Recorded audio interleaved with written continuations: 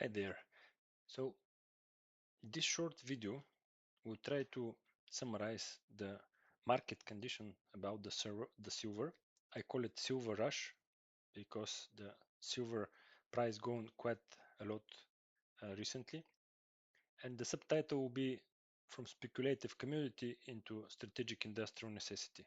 So let's see what is the reason behind the silver rush, and let's deep dive. First of all, I would like to mention that this video is not intended to be a financial advice, and this is only to give you some kind of overview to capture all the studies and investigation that I did in order to make you help to take a better decision.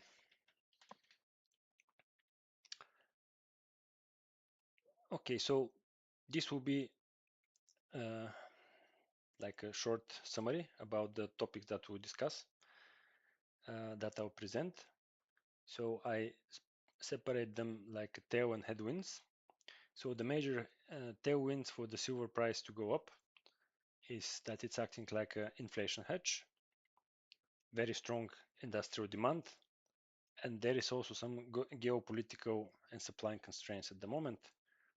And the headwinds are actually that the price got quite high. So why it's so needed the silver in industry? Uh, Silver is a superconductor, and this is the most conductive metal that you can find in our planet. So this is the industrial engine, uh, and as you can see, the silver is more conductive than copper and gold. And what are the industrial engine actually? Where is a major need for silver at the moment? Silver is used heavily in the CPU and GPU markets. So the main driver here is the AI, let's say, super cycle. The other major, let's say, demand is coming from the solar panels. And the third one, the third pillar, is the EV market plus the batteries. And you could see here some kind of short summary that I managed to compile, and the silver content in different vehicles like internal combustion engine. So the let's say uh, there you need for the basic spark plugs and cabling inside, while the EV electric vehicles, they need a little bit more, and the main need for this is the higher need for electricity for higher currents, and the silver is the one that helps to deliver this without overheating, um, or even or using quite bulk, let's say, copper wires. And there is a one very strong demand coming from the batteries. Let's see later.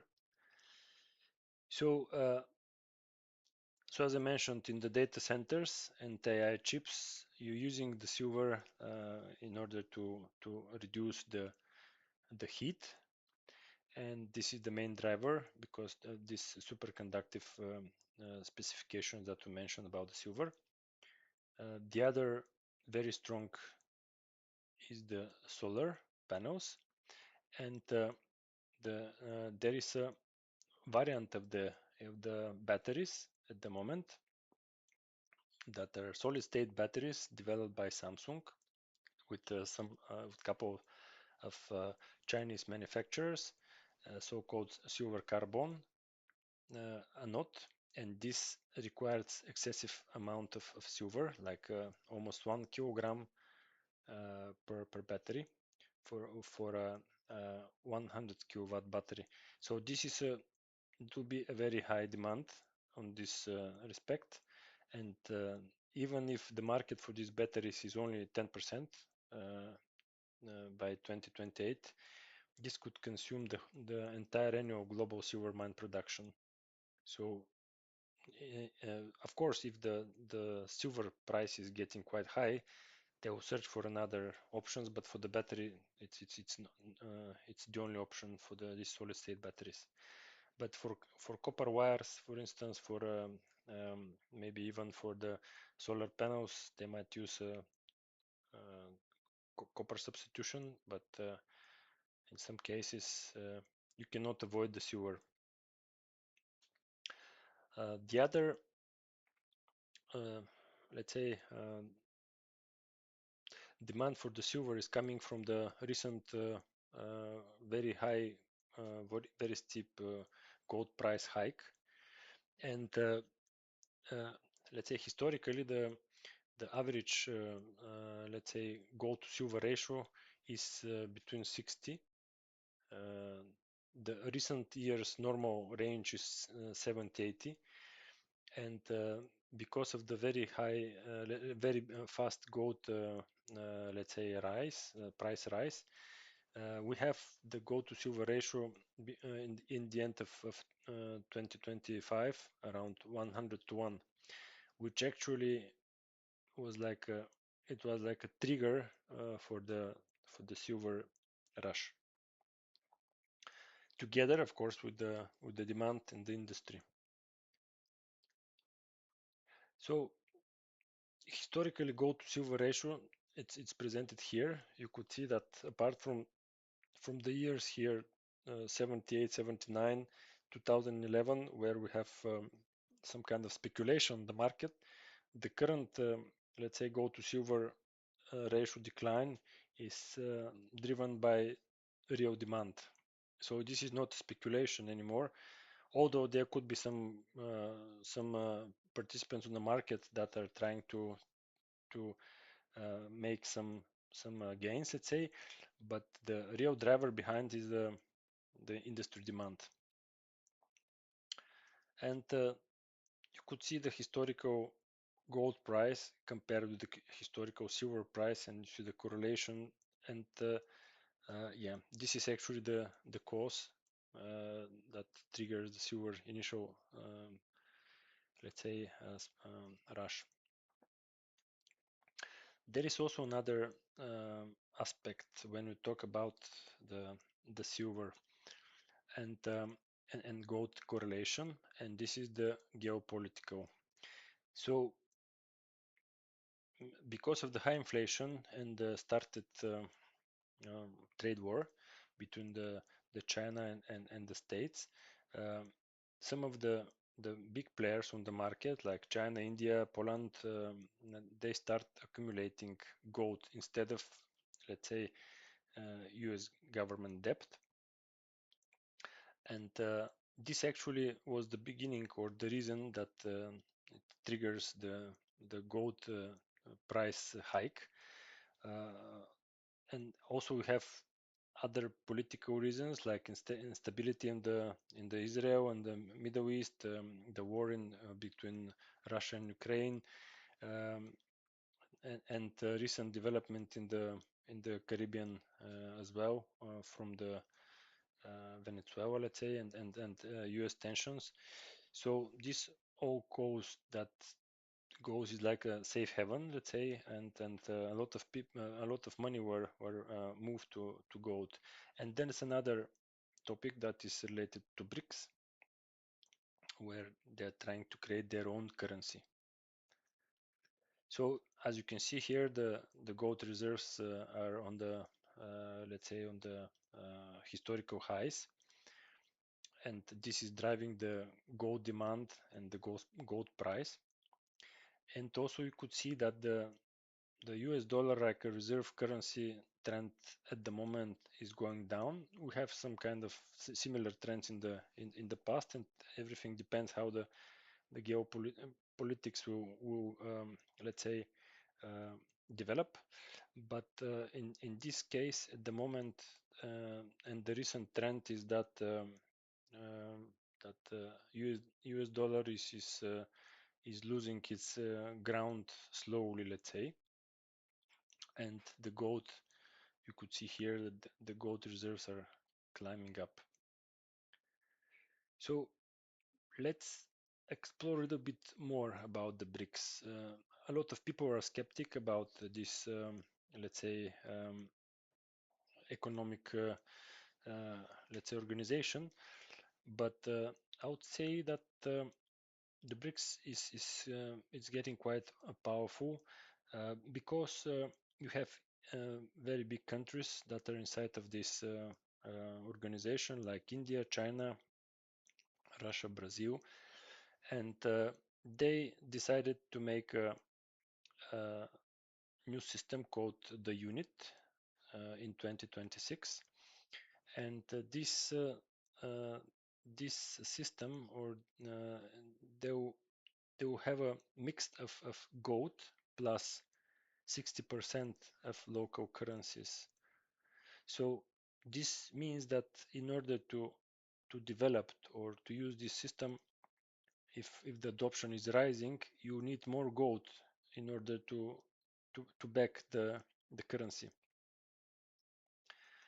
And this might drive the gold demand slowly over the coming years.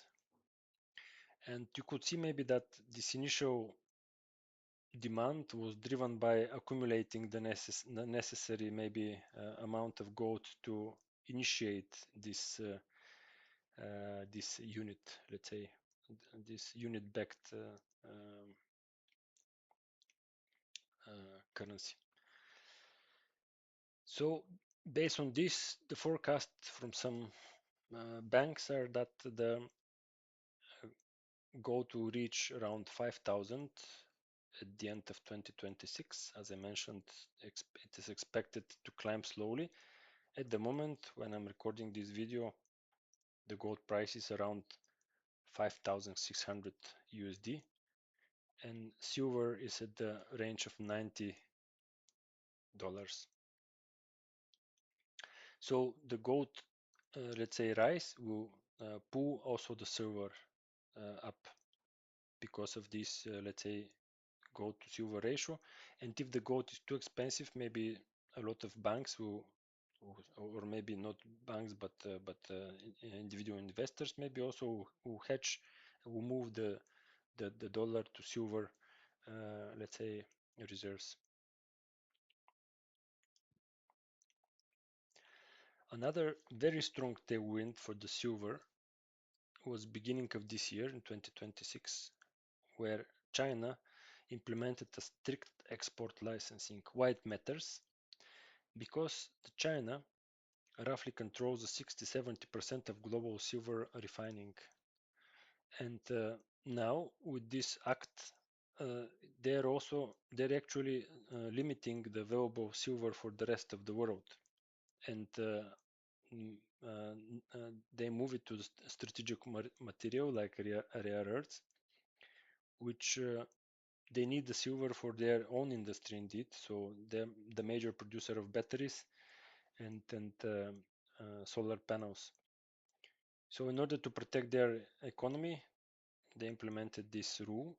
And of course, if this rule for some reason is removed, or USA and China have some agreement, this could immediately affect the silver price. So this could be also a high tailwind, but also quite big systematic risk for the silver price. And as I mentioned, for industry, the demand is quite high, and there is a silver shortage during the last 5 years.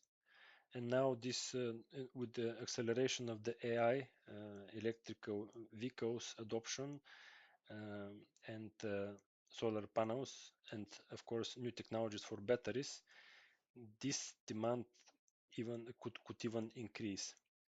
And the current demand is around 1.2 billion ounces, and the current production is around 1 billion ounces.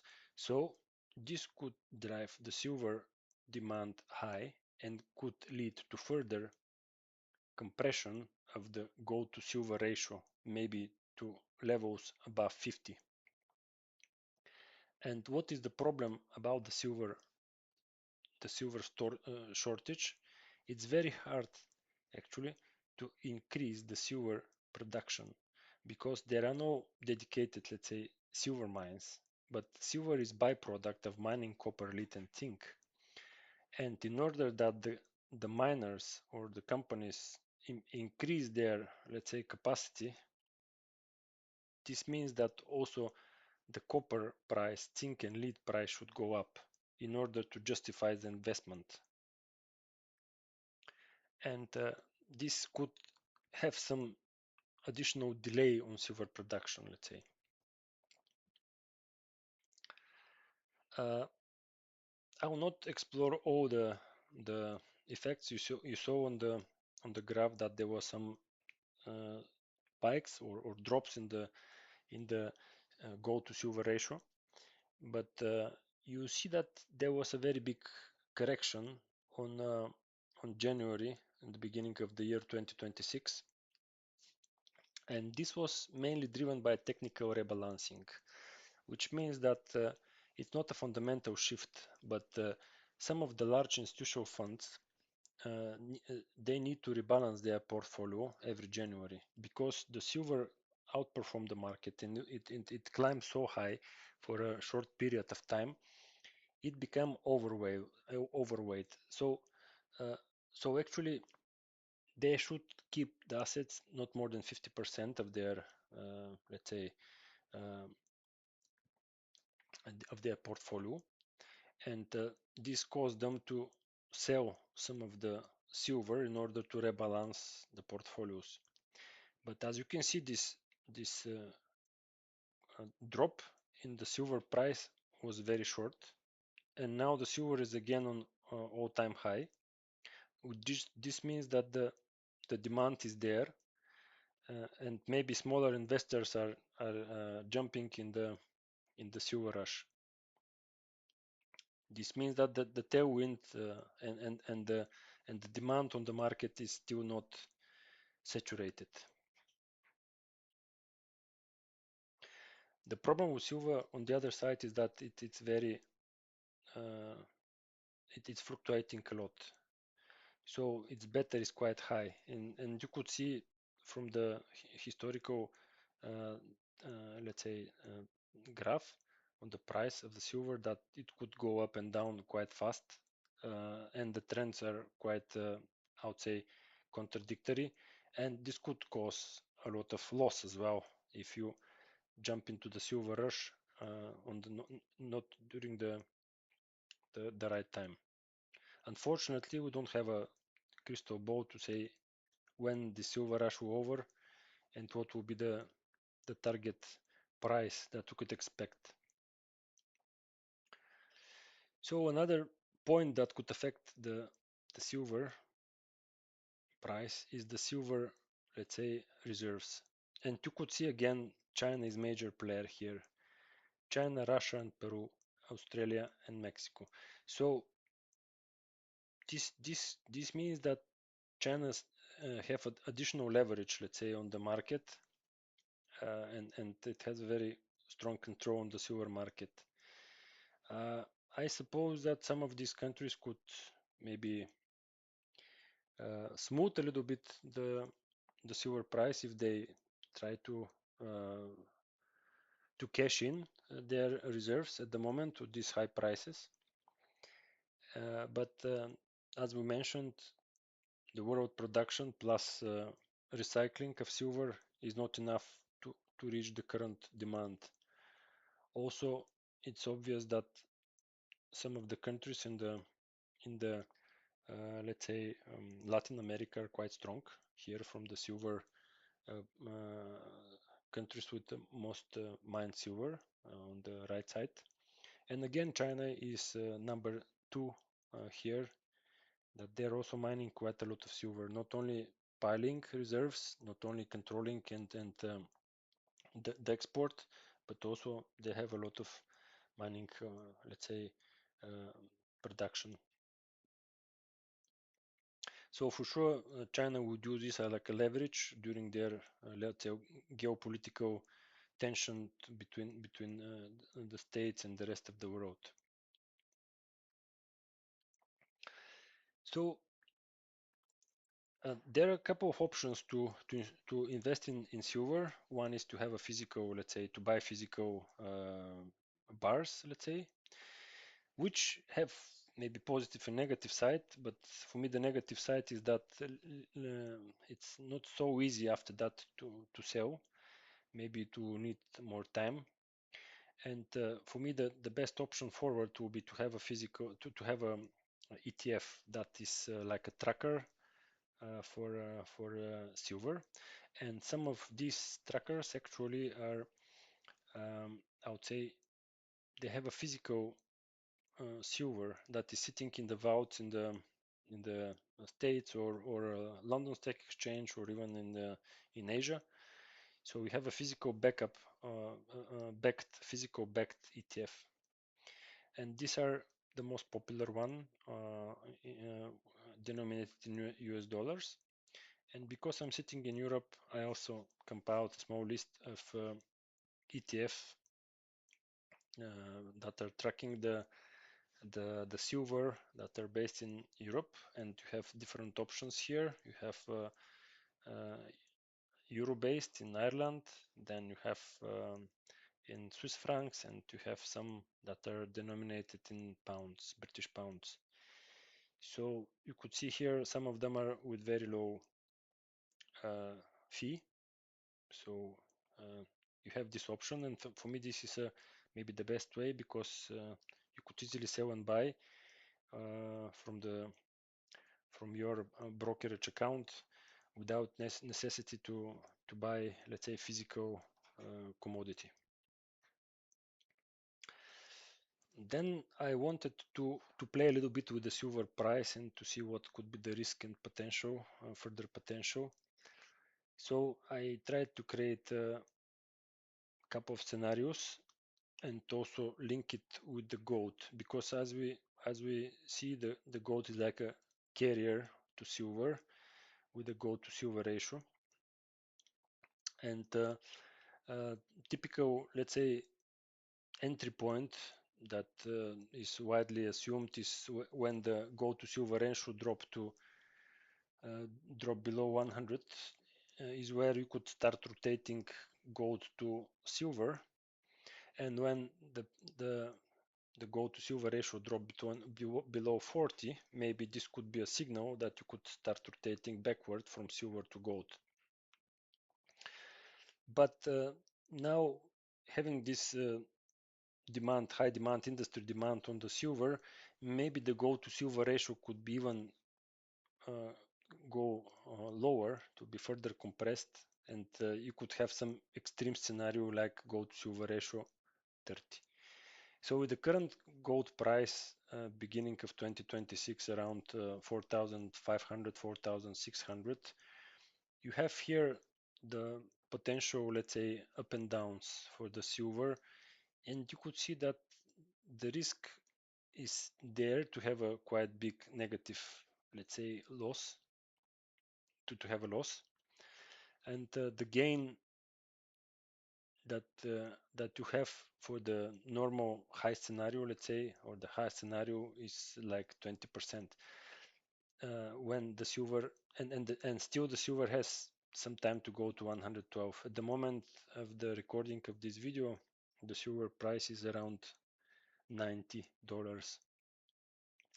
So if the gold prediction, uh, having in mind what we mentioned about BRICS and the geopolitical situation and the weakening dollar, and maybe that the states will again start printing money, and to simulate the economy, you have the geopolitical, uh, let's say, in a situation in Ukraine, in the Caribbeans, and then maybe this will drive further the gold price up, and maybe even more countries will try to reduce their dependence on US dollar. Then in this case, if the gold is going up, it is also dragging the gold to silver ratio up. And then in this case, and if the silver compress further, we have the extreme case or the high case where we have still 20 to 50% upside.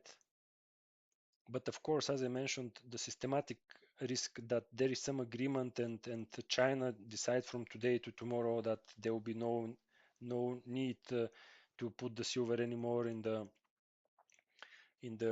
strategic reserve, or if for some reason, let's say the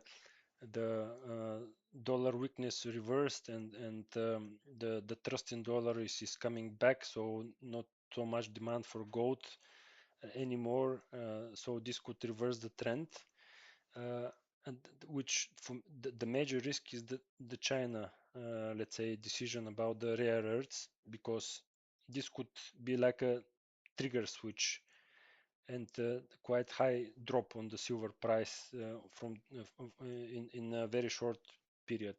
While the other, let's say, stronger US economy and stronger dollar would need a little bit more time, let's say, to develop, and it will be, I would say, more uh, not so extreme, or maybe more slowly developing uh, scenario. And of course, if this happened and the gold come back to some more, I would say, normal levels, like below 4,000, and then the downside of investing silver could be even higher.